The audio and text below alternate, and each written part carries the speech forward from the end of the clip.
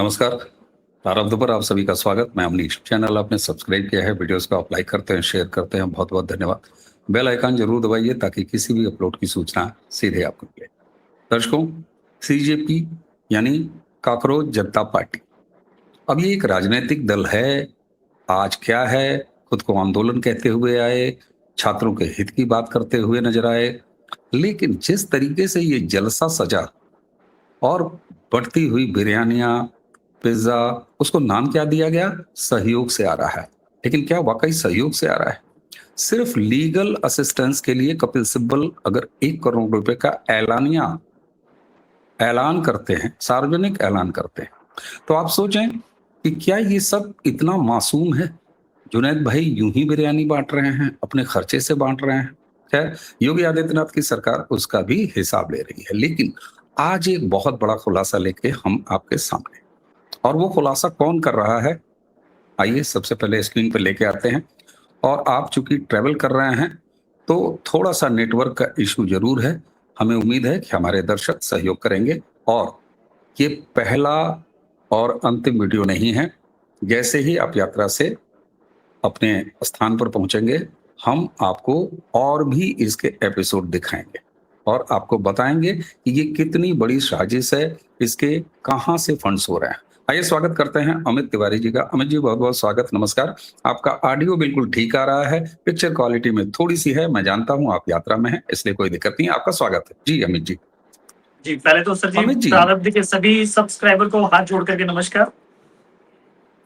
जी अमित जी, आपका परिचय अगर दूं तो परिचय तो बहुत है, लेकिन शुरुआती परिचय जिससे ये ऑथेंटिकेट होता है कि वाकई किस तरीके से सकारात्मक सपने दिखा के और नकारात्मक। जी हाँ, अरविंद केजरीवाल के आप इंडिया अगेंस्ट करप्शन के समय से उनके फाउंडर, जब उनकी पार्टी फाउंड होती है, फॉर्म होती है, तब से लेके आंदोलन, कथित आंदोलन अब तो कहा जाएगा। जी, और हजारों लोगों की तरह आप भी चीट हुए, जिनमें बड़े नाम जो हैं, बड़े चेहरे हैं, इनके बारे में तो तमाम चर्चा होती है। और आपके हमारे एक मित्र हैं जिनके जरिए आपका कांटेक्ट मुझे मिला है, वो भी अन्ना के यहाँ से शुरू हुए और उसके बाद अरविंद केजरीवाल तक पहुंचे। लेकिन जब ये तमाम नेगेटिविटी दिखी तो उसके बाद आप सब लोग दूर हुए। ऐसे हजारों उदाहरण हैं, आप जानते हैं। ये जो कॉकरोच जनता पार्टी है, इसका भी कनेक्शन और इसकी जो मोडस ऑपरेंडी होती है, हालांकि मोडस ऑपरेंडी हमेशा अपराधों में कही जाती है, लेकिन ये जो जी, मोडस ऑपरेंडी था, यह भी लगभग जिससे आप धोखा खाए हुए हैं, आम आदमी जी, पार्टी आज जो दिखाई दे रही है, अरविंद केजरीवाल की ही एक शैली थी। चाहे जी, अपनी तबीयत में हो हिंसात्मक, एनार्किस्ट, तो शहरी माओइस्ट, हालांकि मैं शहरी नक्सली कभी नहीं कहता, मैं शहरी माओइस्ट कहता हूं, क्योंकि नक्सल आंदोलन, जो भी हमारे दर्शक जानते हैं, आप बेहतर जानते हैं, ये हमेशा से एक पॉजिटिव आंदोलन था, हाईजेक बाय कम्युनिस्ट। और कम्युनिस्टों ने जब उसको हाईजैक किया तो नक्सल मूवमेंट एक नेगेटिव मूवमेंट बन गया। उसका इतिहास कभी अलग से मैंने दर्शकों से कई बार कहा है। ये पूरा मामला क्या है? और आपने इसकी शिकायत औपचारिक रूप से इलेक्शन कमीशन को किया है। जी, इलेक्शन कमीशन की तरफ से ये आपके नाम का डियर मिस्टर तिवारी एक्नॉलेजमेंट भी आया है, और कुछ उन्होंने जी, आपसे जानकारियां भी मांगी हैं, हमारे दर्शक देख रहे हैं। ठीक जी, यही आपने जो central board of excise and customs हैं, जी, उस डिपार्टमेंट को भी कहा है, जी, लिखा है, वो भी जी। पत्र हम दिखा रहे हैं। उसी के साथ महाराष्ट्र सरकार को भी आपने इस बाबत चिट्ठी लिखी है। ये पूरा मामला क्या है, जरा हमारे दर्शकों को बताइए प्लीज। सर जी, जब तक ये प्रोटेस्ट आपका जंतर मंतर पर चल रहा था, बहुत बेहतरीन था। मैं तो कहता हूँ सरकार ने इन्हें परमिशन दिया, सारी चीजें संवैधानिक तौर तरीके से चलती आ रही थी। सब चीजें मैं कहता हूँ तब तक नीट का जो इन्होंने क्वेश्चन उठाया, मैं कहता हूँ बहुत अच्छा पॉइंट था, बहुत अच्छा, बच्चों के हित के लिए इन्होंने बहुत अच्छा कार्य किया। लेकिन हमारे यहाँ एक कहावत है सर जी, एक आपने बात सुनी होगी कि एक बच्चा रहता है, वो बच्चा बार-बार कहता है कि मैं छिपकली खाऊँगा, छिपकली खाऊँगा, छिपकली खाऊँगा। बहुत सारे लोग जानते हैं कि वो बच्चा कौन है। तो बच्चे के पास जब छिपकली लेके आई जाती है, तो वो छिपकली कहता है, नहीं मैं छिपकली पूरी नहीं खाऊँगा, आधी खाऊँगा। फिर ये कहा जाता है कि छिपकली भई आधी मैं तल करके खाऊँगा।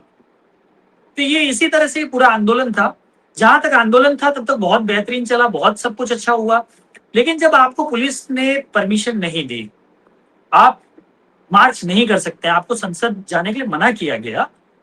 चाहे कोई भी आप कारण समझ लीजिए। और मैं मानता हूं कि देखिए सर जी, हम दिल्ली की बात कर रहे हैं, दिल्ली बहुत बड़ी चीज है और हमारा सेंट्रल है।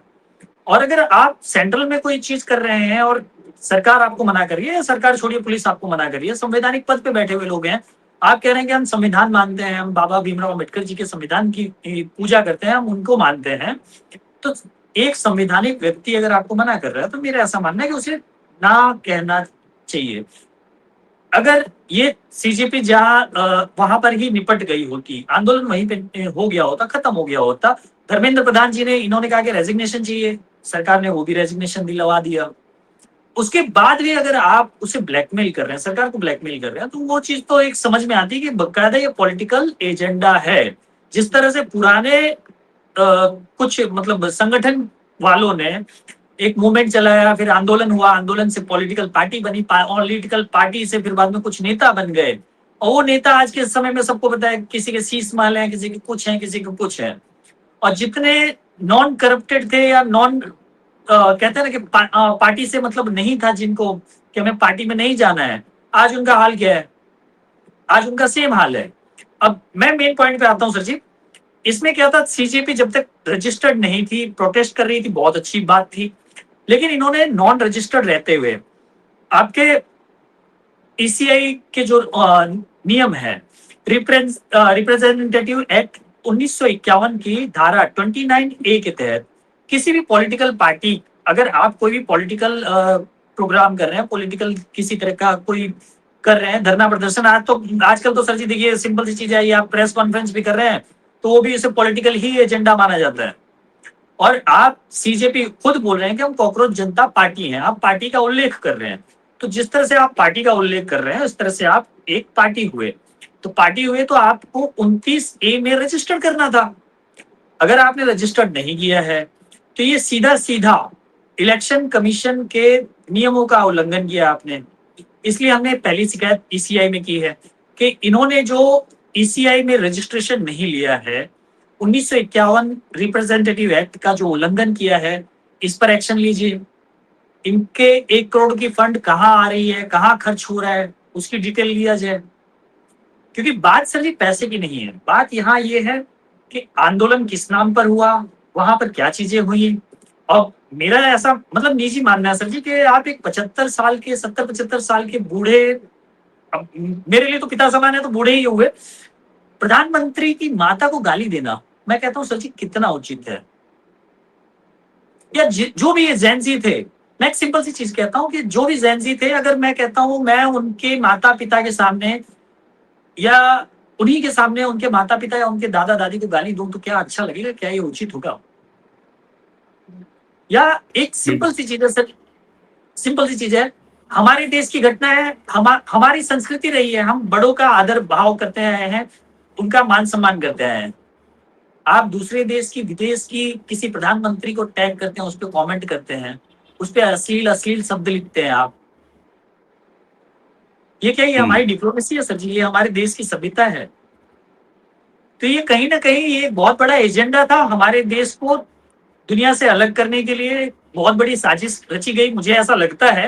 हालांकि अभी इसमें जांच का विषय है, क्योंकि रिप्रेजेंटेटिव एक्ट के हिसाब से इन्होंने जो 1 करोड़ का चंदा, हमारे राज्यसभा सांसद श्री कपिल सिब्बल साहब ने जो कहा है कि मैं 1 करोड़ का चंदा दे रहा हूँ, तो 1 करोड़ का चंदा जो दे रहे हैं उसी के लिए हमने शिकायत की है। पहली चीज, कपिल सिब्बल साहब खुद वकील है, वकीलों को कहीं पर भी जीएसटी पे करना नहीं आता है। अगर वकील साहब को पे नहीं करना है, लेकिन ये दे रहे हैं किसी और को, फीस पे कर रहे हैं, ये किसे फीस पे कर रहे हैं? वकीलों को भी पे नहीं कर रहे हैं। किसके बिहाफ पे कर रहे हैं? सीजेपी को, कॉकरोच जनता पार्टी के बिहाफ पे दे रहे हैं। तो अगर कॉकरोच जनता पार्टी के बिहाफ पे ये 1 करोड़ रुपए दे रहे हैं, तो उसका 18% एज पर इन्हें क्लाइंट गिना जाएगा, और क्लाइंट के हिसाब से इन्हें 18% टैक्स देना है। तो अगर मैं कहीं गलत हूं तो कहा जाए। मैं तो जो मतलब शिकायत की है ये इसी के लिए की है ठीक है, कि आपको ठीक है, 18%। जी ठीक है। अच्छा अमित जी, ये बताइए, आपने महाराष्ट्र सरकार को भी लिखा है, आपने जो जीएसटी वाला तो आपने बता दिया, इलेक्शन कमीशन को आपने बता दिया, जी अभी आप कपिल सिब्बल ने जो अनाउंस किया है पब्लिकली, और अब उसको फॉर्मल माना जाएगा क्योंकि दानदाता खुद कर रहा है, लेकिन सौरभ दास को मिली फंडिंग के बारे में तमाम तरह की बातें चल रही हैं कि इनको किस तरीके से विदेशों से बहुत बड़ा मोटा पैसा कमिट किया गया है। और जो मुख्य चेहरा है अभिजीत, वो खुद अमेरिका से आता है और उसके पीछे भी क्योंकि खर्चे तो दिखाई दे रहे हैं। आप 5 स्टार में पार्टी कर रहे हैं, चलिए 5 स्टार में पार्टी तो दोस्त जो है वो पैसे इकट्ठे करके क्या कर देते हैं। हालाँकि वो भी कितना अनैतिक है, ये अलग तरह की बात हुई। अगर आगे मान लीजिए सरकार भी, एजेंसियाँ भी इनके फंडिंग की जाँच कर रही हैं, 12 से अधिक एफआईआर हैं।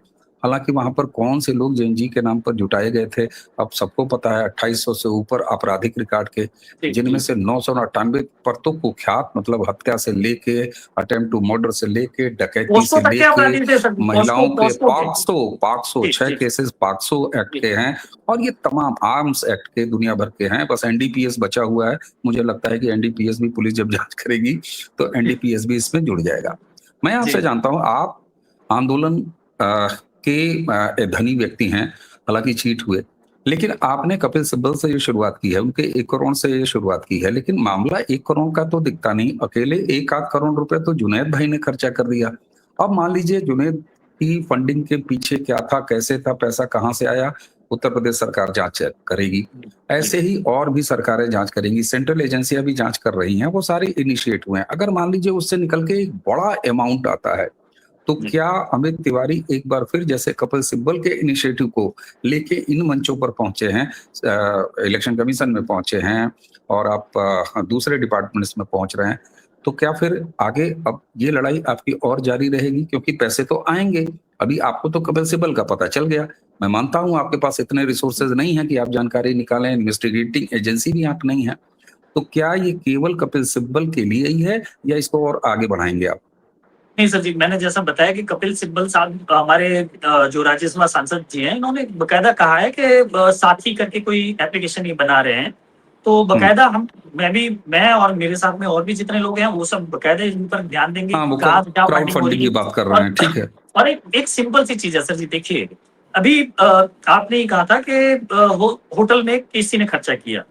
तो चंदा ज़रूरी नहीं है सर जी, अगर मैंने दिया, आपको ऑन अकाउंट दिया, तो ही उसे चंदा माना जाएगा। राइट।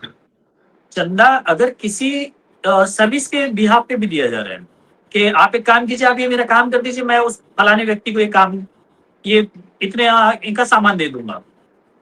भले मैंने पैसा नहीं दिया है, लेकिन वहां पे मैं कह रहा हूँ 50,000 का मैंने कोई सामान प्रोडक्ट पकड़ा दिया।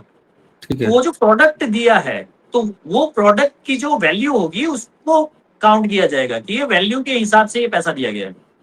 हुँ, तो ऐसा नहीं है कि सर जी यही यहीं तक सिर्फ हमारी जांच रहेगी।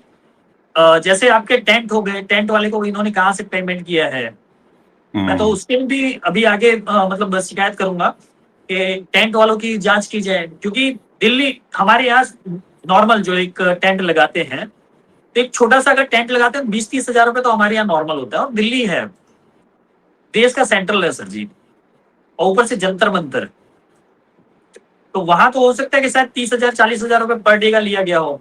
टेंट के बाद फिर बाद में स्टेज बनाए हैं आपने, माइक लगाए हैं, स्पीकर लगाए हैं, तो वो सब सबकी जांच वो करनी चाहिए सर जी। इसमें बकायदा मैं तो ईसीआई को इसीलिए कह रहा हूँ, ईसीआई किस लिए कह रहा हूँ सर जी, ईसीआई एक इंडिपेंडेंट एजेंसी है। इसमें हुँ, ये भी नहीं कहा जा सकता है कि ईसीआई सरकार के अधीन है। अगर आप ऐसा हुँ, कहते हैं तो आप ये कहते हैं कि मतलब हमारे विपक्ष को भी ऐसे ही सरकार ने खुद ही बिठा दिया है, मतलब चुनाव हुए ही नहीं है, तब तो आप ये कहते हैं। तो ईसीआई एक ऑलरेडी इंडिपेंडेंट एजेंसी है। और ईसीआई में शिकायत करने का हमारा मेन रीजन ये था, ईसीआई अगर इसमें तथ्य देखती है और तथ्य हुँ, देखने के बाद वो चाहे तो ईडी में केस रिफर कर सकती है, इनकम टैक्स में रिफर कर सकती है, जीएसटी में रिफर कर सकती है। हम तो हमारे जितने हमसे हो सकते हैं हम तो कर ही रहे हैं। लेकिन उसके अलावा जो बाकी एजेंसीज रह गई, जहां पे ईसीआई को लगती है, इलेक्शन कमीशन को लगता है कि नहीं ये क्राउड फंडिंग है, ये विदेशों से पैसा आया है, ये फलाने बांग्लादेश से ये भोजन आया था, ये है वो है, अगर वो उन्हें लग रहा है तो वो बकायदा दूसरी एजेंसी को वो रिफर करेंगे। और इसमें मैं कह रहा हूं सर जी, ये लिख करके रखिए कि जिस तरह का आंदोलन था, जब तक आंदोलन छात्रों तक था तब तक बहुत अच्छा था, लेकिन ये जो मार्च और सोनम वांगचुक जी को जिस तरह से, मतलब अभी मैं जो फिलहाल के दिनों में देख रहा हूँ कि जिस तरह से हुँ, सोनम वांगचुक जी को एकदम साइड काट दिया गया। अच्छा, मुझे सबसे बड़ी हंसी आती है सर जी, वो जो जुनैद भाई साहब थे अभी तक, मतलब जो इनके भोजन के मतलब दान दाता थे, जो कर्ण बने थे अभी तक, अब तो मैं देख रहा हूँ कि वो भी 2-3 दिन से रो रहे हैं। पहले तो ये नहीं सोचना। जी नहीं तो जुनैद जुनैद भाई तो इसलिए भी रो रहे हैं कि जी वो सीजीआई के प्रोटेस्ट से निकले थे, कहीं गए हुए थे, उसके बाद ऑटो से लौट रहे थे, उनको कुत्ते ने काट लिया। उन्होंने खुद कहा वीडियो पे कि उनको कुत्ते ने काट लिया, और उसके बाद शायद दिल्ली पुलिस उनको उत्तराखंड लेके चली गई। तो मैंने कहीं परिहास में कहा भी कि भाई हो सकता है दिल्ली पुलिस ने कुत्ता काट लिया था जुनैद भाई को, तो इंजेक्शन लगवाने ले गई होगी, भाई ये तो जरूरत है। इधर योगी जी भी। अच्छा, एक चीज और, मैं ये अभिनव आइडिया आपका है, जैसे अभी आपने कहा कि 1 करोड़ से हमने कपिल सिब्बल की शुरुआत की है कि चंदा हम दे रहे हैं, लेकिन इलेक्शन कमीशन के पास ये पावर्स हैं कि अगर तुमने अपना नाम एक पार्टी रखा है तो नॉन जी रजिस्टर्ड जी हो, फंड्स कहाँ से आ रहे हैं, और तुम व्यवस्था बदलने की बात कर रहे हो, कल तुम जाओगे और राजनीति भी करोगे, और कर ही रहे हो तुम राजनीति, भाई पहले दिन से तुमने संगठन का नाम ही पार्टी रख दिया। ये अभी तक आपका प्रयास, क्योंकि आज आप दिन भर स्थापित मीडिया अपने आप को जो कहते हैं सेक्टर 16 वाले, हालांकि उनकी क्रेडिबिलिटी कितनी है, लेकिन वो आप, मैं देख रहा हूँ सारे चैनलों पर आप चल रहे हैं इस समय, ये बातें लगभग सारे चैनल उठा रहे हैं, आप दिन भर बहुत व्यस्त रहे यात्रा में रहने के बावजूद भी। लेकिन क्या आपके पीछे कोई बैकिंग है? मैं साफ तौर पर पूछूंगा, क्योंकि देखिए कोई भी इस तरह की चीज हो रही है तो ये आपका इंडिविजुअल एफर्ट है, व्यक्तिगत एफर्ट है, एक नागरिक के तौर पर, और आप सरकार की, सिस्टम की, एजेंसियों की मदद कर रहे हैं जो कि हर भारतीय नागरिक को करना है, या आप किसी ऑर्गेनाइज्ड तरीके से इन सारी चीजों को ले रहे हैं? ना सर जी, मैं पहले तो आपको बता दूं कि मैं छोटा सा मतलब अपने बारे में इंट्रोडक्शन भी देना चाहता हूँ। मैंने अभी तक भारत सरकार को कम से कम 400 से ज्यादा 400 से 400 करोड़ से ज्यादा की मैंने ब्लैक मनी की रिकवरी करवाई है, जिसमें मुझे बकायदा सरकार ने रिवॉर्ड दिए हैं, और बहुत सारे रिवॉर्ड मेरे पेंडिंग है, अभी भी चल रहे हैं पेंडिंग। तो ऐसा नहीं है नहीं, कि मतलब रिवार्ड कैसा? मेरे किसी। रिवार्ड किस रूप में? क्या वो सर्टिफिकेट देते हैं, कोई ट्रॉफी जी देते हैं, जी रिवार्ड जी क्या? जी, नहीं नहीं नहीं, रिवॉर्ड मतलब सर्टिफिकेट होता है, वो इनकम टैक्स पर्पस के लिए रहता है कि ये पैसा आपका टैक्स फ्री है, इस पे आपको 1 रुपए टैक्स नहीं नहीं, भरना है। क्या आपको आपको पैसे मिलते हैं रिवार्ड के रूप में? जी जी जी ओके। जी, मैं तो कह रहा हूँ सर जी, देखिए इसमें क्या था, ये सीजेपी और बच्चों का मुद्दा था। नहीं तो मैं इस कंप्लेंट में, शिकायत में ये भी लिखता कपिल सिब्बल साहब के इसमें, कि इसमें जो 18 लाख रुपए कपिल सिब्बल साहब भरेंगे, उसका 10% मुझे रिवॉर्ड दिया जाए। और गवर्नमेंट का सर जी बकायदा मतलब गवर्नमेंट ने बना रखा है, वो दस हम्म। परसेंट आपको रिवॉर्ड देती है। तो जैसे मुझे तो। जैसे देखिए जी अमित जी, यहाँ जी यहाँ जी दर्शकों में एक कंफ्यूजन आ सकता है। जरा जी बता दीजिए कि ये जो रिवार्ड की, कैश की आप बात कर रहे हैं, आपने मुझे कुछ उसके सर्टिफिकेट्स भेजे हैं। सर्टिफिकेट्स जी भेजे भी जिसमें अमाउंट का जिक्र है, और वो बहुत जी अच्छा खासा जिक्र है। आप कह रहे हैं 400 करोड़ रुपए ब्लैक मनी आपने पकड़ा, किस डिपार्टमेंट को? ये क्या तरीका है, और क्या ये फॉर्मल तरीका है? जरा बताइए, क्योंकि दर्शक नहीं जानते होंगे बहुत सारे लोग। जी जी, एक्चुअली सर जी इसमें होता क्या है कि सीबीआईसी और आपके इनकम टैक्स अलग अलग डिपार्टमेंट हैं, अलग अलग तरीके से ये ब्लैक मनी पकड़ते हैं। तो बहुत सारे ऐसे व्यापारी होते हैं जो अपना कच्चे का काम करते हैं। तो मैक्सिमम हमारा पर्पस ये रहता है कि किस तरह से कच्चे का कहाँ क्या काम कर रहे हैं वो हम डिपार्टमेंट तक पहुंचाते हैं। तो जो इन्फॉर्मेशन हम पहुंचाते हैं उसके बेस पर, जैसे 1 करोड़ की रिकवरी हुई, या मैं एक सिंपल सी हम्म। अभी ये सीजेपी वाला आंदोलन की बात कर रहा हूँ।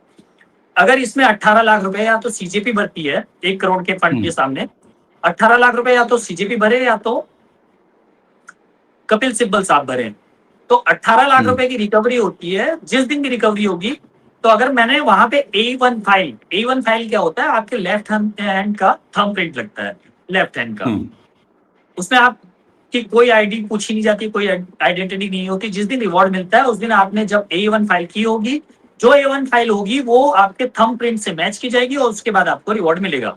तो जैसे 18 लाख रुपए अगर सिब्बल साहब ने भर दिए, तो उसमें मुझे 1,80,000 रुपए रिवॉर्ड मिलना चाहिए।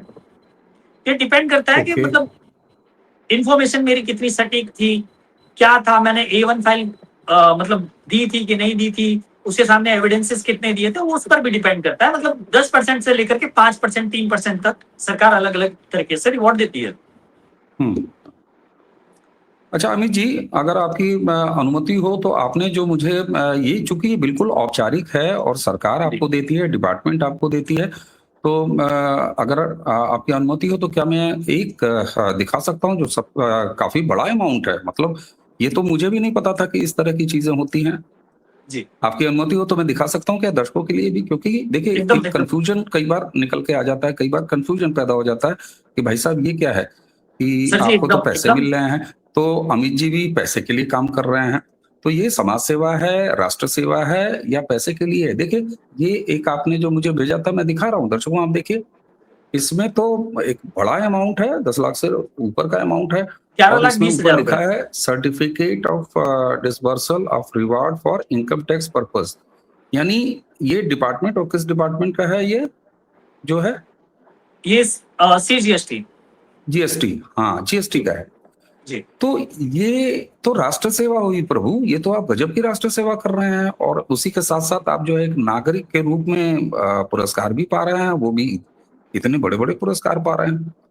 सर तो जी मैं अकेला नहीं हूँ, ऐसे आप बहुत ये बहुत काम भी सारे इन्फॉर्मर हैं। इंडिविजुअल हाँ, ये काम भी आप व्यक्तिगत स्तर पर करते हैं या आपके पास कोई ग्रुप है? क्योंकि आपके पास नहीं, नहीं, नहीं, नहीं, इन्वेस्टिगेशन नहीं सर पूरा जी, आप सर करते जी। होंगे ना? ऐसा इसमें ऐसा होता है कि जो इन्फॉर्मर होते हैं वो मैक्सिमम इन्फॉर्मर इंडिविजुअल होते हैं।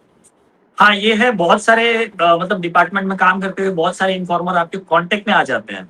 कुछ मतलब अधिकारियों के थ्रू कहीं किसी ने अधिकारी ने पंच के लिए बुला लिया या कुछ हो गया तो वहाँ से मतलब कभी-कभी आइडेंटिटी रिवील हो जाती है कि हाँ भाई, मैं भी इन्फॉर्मर हूँ। अदरवाइज़ ऐसा कुछ भी नहीं है, मतलब किसी को पता नहीं चलता। जब तक मैं कह रहा हूँ सर जी, मैंने जब तक आपको नहीं बताया तब तक आपको अरे, नहीं आप पता तो था कि मैं बता दिए इन्फॉर्मर हूँ। आप कैमरे पे बता रहे हैं। मुझे जी, लगता है कि हमें ये बात अब ज़्यादा नहीं करनी चाहिए क्योंकि ये तो फिर आपके लिए एक सेफ्टी कंसर्न भी हो जाएगा। जी। नहीं सर जी, अब देखिए उसमें क्या है, मेरे साथ में कुछ घटनाएँ घट चुकी हैं और अब तो मैं एकदम खुल करके आ चुका हूँ। अब जिससे जो करना है कर लीजिए, मैं सरकार के साथ में हूँ और देश के लिए जो हो सकता है, चाहे किसी भी पार्टी की सरकार हो, मैं कहता हूँ कल थर्ड फ्रंट की भी सरकार बन जाएगी, तो भी मुझे जो हुँ, सरकार से रिवॉर्ड मिलते हैं वो मुझे लेने ही लेने हैं। जो मैंने कर रखे हैं केसेस वो करने ही करने हैं। और एक सिंपल सी चीज़ है सर जी, राजनीतिक व्यक्ति या सोशल एक्टिविस्ट अगर मर भी रहा होगा ना, तो लास्ट में भी ये सोचता है कि मैं राजनीति करके कुछ जाऊँ। मैं मर हुँ। रहा हूँ, कुछ अच्छा काम करके जाऊँ। तो जो चीज़ आपके खून में आ चुकी है, आपके अंदर एक अन्ना आंदोलन के समय से वो कहते हैं ना कि एक इनकलाब भर दिया गया, आपको भगत सिंह बनाने की कोशिश कर दी गई। लेकिन हालाँकि उसका फ़ायदा किसी और ने लिया, लेकिन वो जब आपके दिमाग में माइंड सेट हो गया तो फिर आप क्या कर सकते हैं? आप बदल नहीं सकते हैं। बिल्कुल, बिल्कुल। दर्शकों, आपने आज ये भी जाना होगा कि राष्ट्र की सेवा कैसे-कैसे की जा सकती है। हम लोग हमेशा सरकार को कोसते हैं, ये आदत है, कोसना भी चाहिए, सरकार ज़िम्मेदार है, हम चुन के भेजते हैं। लेकिन मैं हमेशा प्रारब्ध के इस मंच पर दर्शकों आपसे एक बात कहता हूँ कि एक नागरिक के तौर पर भी हमारी ज़िम्मेदारी है। इसी सीजेपी के प्रोटेस्ट में ये जो अपने आप को जेन जी कहने वाले, मैं नहीं मानता इन्हें जेन जी, सीधी-सी बात है। उम्र से कोई जेन जी नहीं होता, विचारों से जेन जी होता है। और इसीलिए मैं 2014 के राजनैतिक सत्ता परिवर्तन को सांस्कृतिक सत्ता परिवर्तन कहता हूँ। और उसमें जेन ए से लेके भारत का जेन जेड तक शामिल था। इस जेन अल्फा, जेन जी की बात कर रहे हैं साहब। लेकिन राष्ट्र की सेवा समाज कैसे कर सकता है, एक नागरिक कैसे कर सकता है? आज पहली बार मुझे जानकारी हुई है, अमित जी मुझे ये नहीं पता था और आप जब बार-बार इन्फॉर्मर शब्द बोल रहे हैं, तो मेरे चेहरे पर मुस्कुराहट आ जा रही है क्योंकि मैं तो यही जानता था कि भाई पुलिस के इन्फॉर्मर होते हैं। लेकिन राष्ट्र सेवा के इतने तरीके हैं और उसके लिए बाकायदे नगद मिलता है। मैं शायद ये सुनता तो था लेकिन प्रैक्टिकली ऐसा होता है भाई 11-12 लाख रुपए का मैंने आपको दिखा दिया और आपने करोड़ों की बात कही। तो यह तो मतलब राष्ट्र सेवा के साथ-साथ स्वयं सेवा भी है और निश्चित तौर पर आप क्या ये चाहेंगे कि और लोग अपनी-अपनी जगहों पर इस तरह के काम करें और यह भी एक अपॉर्च्युनिटी है राष्ट्र सेवा की? सर जी अपॉर्च्युनिटी से बेस्ट मैं बताऊँ सर जी, ये अपॉर्च्युनिटी तो है। लेकिन मैं एक सिंपल सी चीज़ कहता हूँ, मैं बहुत बड़ी बात नहीं कर रहा हूँ, मैं साल भर में एकदम मिनिमम 6 लाख से लेकर के 10 लाख तक रिवॉर्ड मतलब मैंने जो पिछले काम कर रखे हैं, उसमें मुझे 6 लाख से लेकर के 10 लाख तक सरकार रिवॉर्ड हर साल देती है। मतलब आप एक मोटा-मोटी पकड़ के चलिए कि 80-90 हज़ार रुपए की जो सैलरी एक मैं किसी जगह बैठ राइट। कर के करता, उतना मैं साल भर में ले रहा हूँ। तो मतलब अगर आपके अंदर पेशेंस है और आप मतलब प्रैक्टिकली कर सकते हैं, आपके में थोड़ा-सा तो दिमाग है तो आपको आप करना आराम चाहिए। से कर सकते हैं। मैं समझ गया, मैं समझ गया। अच्छा ये बताइए एक अंतिम बात, क्योंकि और दर्शकों मैं आपसे शुरुआत में ही मैंने कह दिया था कि आप यात्रा में हैं और मोबाइल नेटवर्क से हैं, और इस मौसम में मोबाइल नेटवर्क थोड़ा खराब भी रहता है। लेकिन बहुत जल्द का मतलब अगले 1 या 2 दिनों में। आज मेरे बहुत से प्रश्न अनुत्तरित हैं और इसलिए इस चर्चा को मैं छोटी रख रहा हूँ। अमित जी, यह जो आपने सीजेपी के खिलाफ करना शुरू किया है, तो ये सिर्फ पहला आपके दिमाग में क्या यही आया कि लाओ यार मैं रिवार्ड लूँगा, या इसमें रिवार्ड्स को नीचे रखा है आपने, मिल जाए तो ठीक है, क्लेम करेंगे, नहीं करेंगे वो बहुत आगे की बात है। क्या ऐसा है? नहीं सर जी, ऐसा नहीं है। मैं आपको ऐसा हो तो मेरे बहुत बहुत सारे मैंने कंप्लेन कर रखी है, वो मैं आपको कंप्लेन की कॉपी भेज दूंगा। ओके। ऐसे बहुत सारी कंप्लेन है जिसमें मैंने आपकी आवाज़ आपकी आवाज़ आपकी आवाज़ आपकी आवाज़ नहीं आ रही है। आपकी आवाज़ नहीं आ रही है। आपकी आवाज़ नहीं आ रही जी, है। No issue.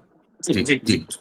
मैं कह रहा था सर जी कि सीपी ग्राम करने के बाद मतलब आपको रिवॉर्ड नहीं मिलता है। रिवॉर्ड कब मिलते हैं? जब आपका लेफ्ट हैंड का थंब प्रिंट लगा हो, A1 राइट। फाइल की गई हो। तो मैं आपको कह रहा हूँ कि सीपी ग्राम करने से ऐसे रिवॉर्ड नहीं मिलता है। आपको बकायदा ओके, उसकी जो प्रोसीडिंग है वो सब कंप्लीट करनी होती है।